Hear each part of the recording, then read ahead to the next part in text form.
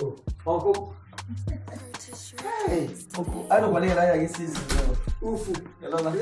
Hey. Waiting for you. Hey. I'll call you back. Ufu. Uncle. Hello to you, man.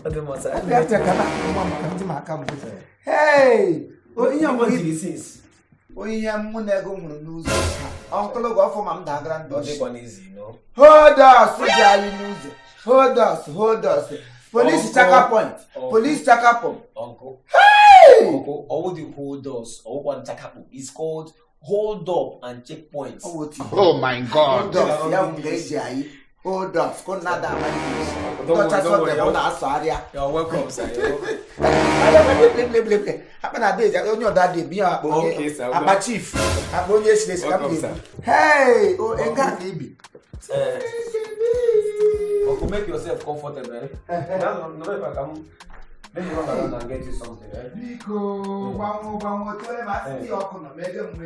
No problem, just hold on. Come. Let them prepare something for you. Hey! Look at my number.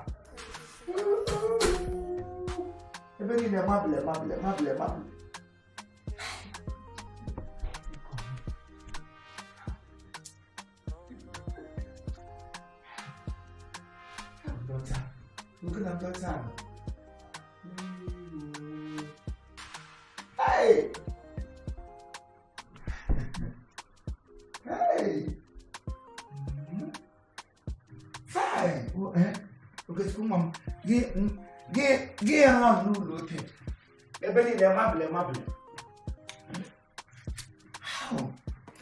Hey, go no. Hey,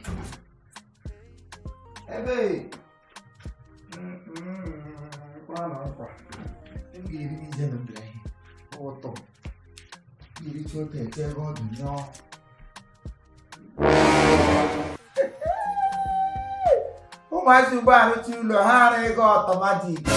Hey, oh, Enga. Oh, Kagulano. Liam Mongen. Hey, Bill. When I go, Ijowa. Hey. Hey, babe.